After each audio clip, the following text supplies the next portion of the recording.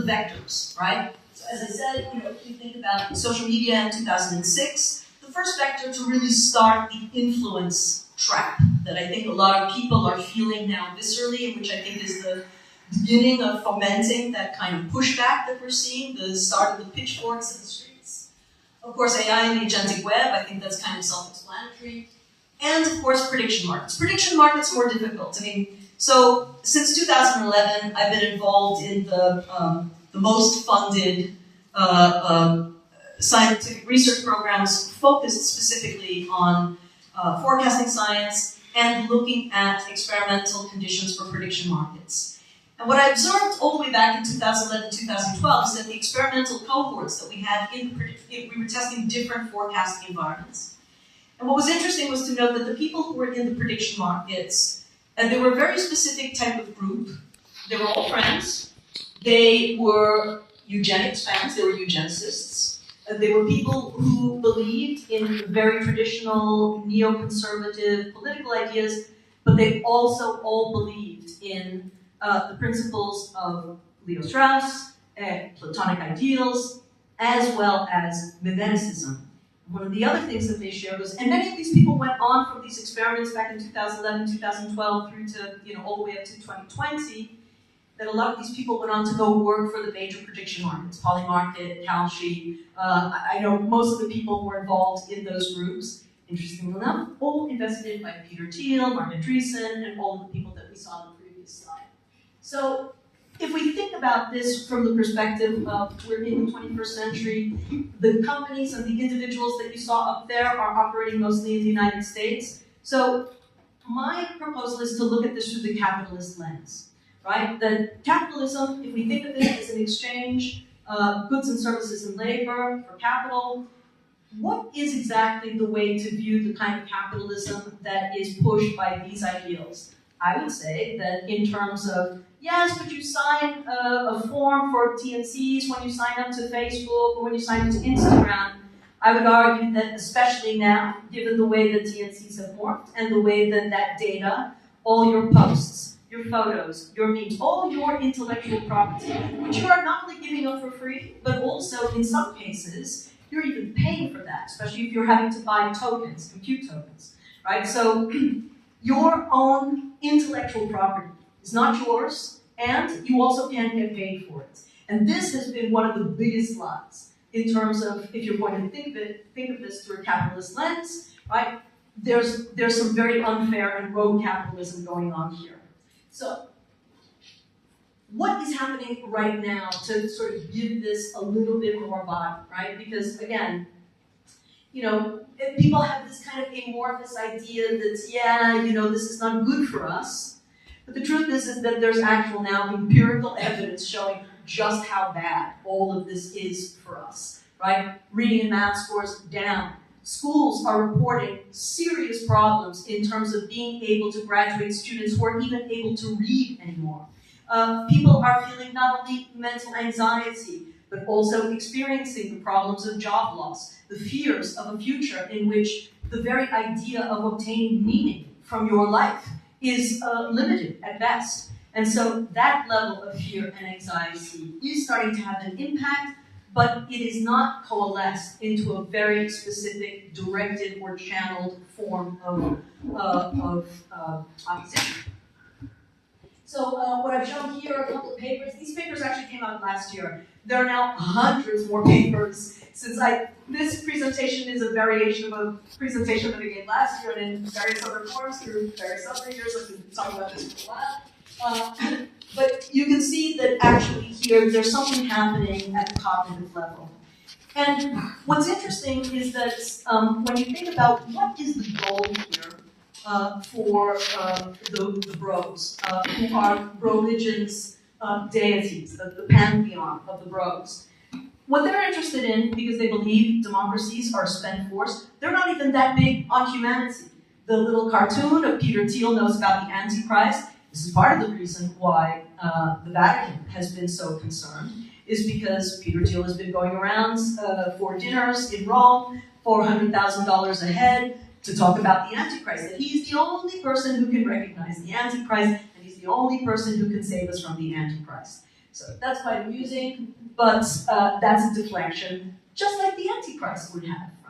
So we know that there's definitely cognitive effects happening here. And so what it boils down to is we become, and I love this Dutch word, kiesweg. Kies meaning choice or decision, weg meaning cattle, electoral cattle. It's an actual term that the NSB, which was the Nazi party of the Netherlands during the occupation, that's what they used to refer to the population. They were electoral cattle. That depending upon how you used your words, how you phrase things, what kind of symbols you used, that was the way to control people, to make them vote the way you wanted them to vote. And here we are now. The slight difference is that we are kiesweg in the sense that we are an extractive resource, just like livestock. Except, instead of giving milk, right, it's what's coming out of our brains, right? Those memes, those photos, those ideas, those discussions, those relationships with people, those sparks of innovation or thoughts that you write in some furious TikTok moment, right? All of that becomes the property of these models, machine models. They become the effective property of the owners of the machine models, and there's nothing that we can really do about it right now, which is exactly why, unless we actually get together and start thinking about what to do about it, then we will be forever moving pretty quickly along a transition from this kind of Westphalian nation-state system to a very different environment, one that in the heads of the bros, they would like to see something akin to what's called futarchy. How many people here have ever heard of the term futarchy?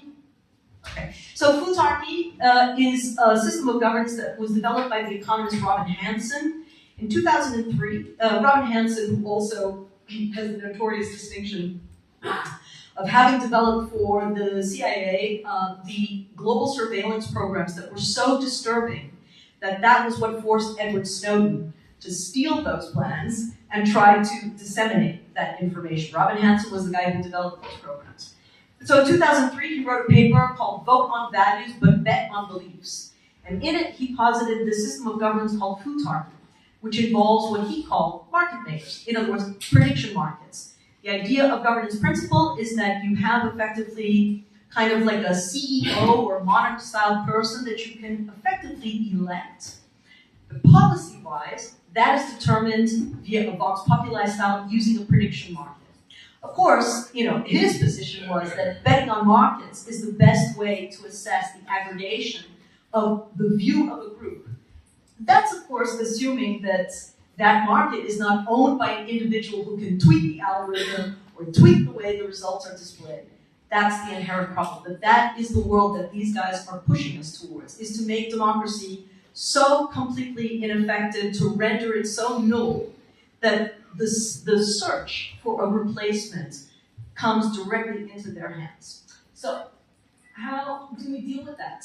So one proposal I'd like to make is to think about the nature of cognitive warfare and think about using that as the political platform. This is something that is not binary. This is not left or right. It's not conservative. It's not liberal. This is about the protection of our own minds from people who would like to keep us pliable and as willing as cattle to be mined for our resources and to be kept in this world where, as Leo Strauss said, you sell people the noble lie so that a ruling elite can control operations while everybody else are just subjugated and just fodder for pumping out the data that this type of 21st century governance system requires.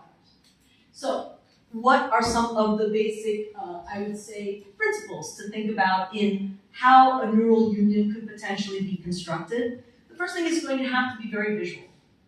One thing that is true about a lot of these digital systems is that one thing they do understand is symbolism, narrative, advertising, how to put that all together into a synthesis that moves hearts and minds, right? Prediction markets in themselves. If you look at what happened in Pennsylvania during the 2024 election, and if you looked at where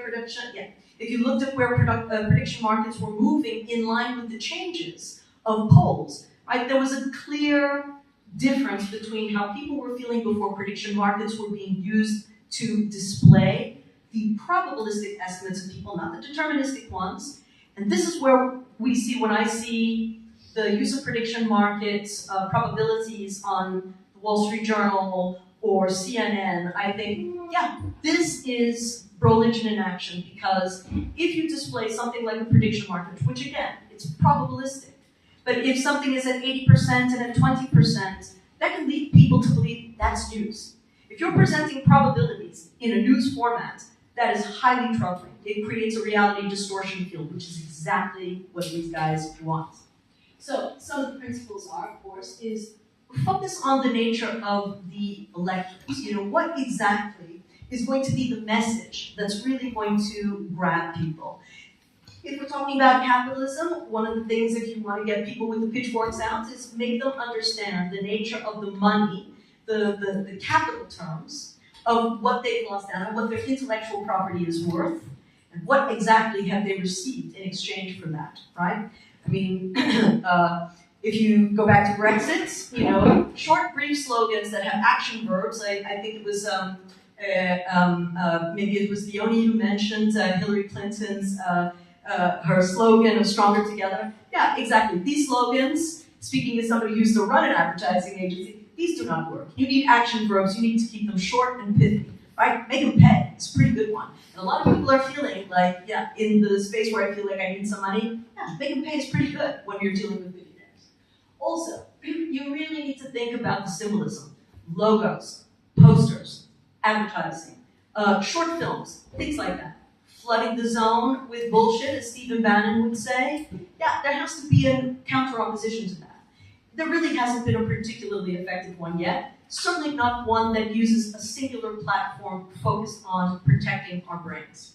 So I'm going to, in the interest of keeping things short, I'm going to move to, what are some of the basic questions we should be thinking about? Number one, which is, of course, is how do we start to really deal with this? How do we kind of engage with this and push back against it? Because I have to say, I think the window is not wide, and I think that window is closing fast. The second, of course, is if you think about it, the Stiftung has a philanthropic objective in many ways.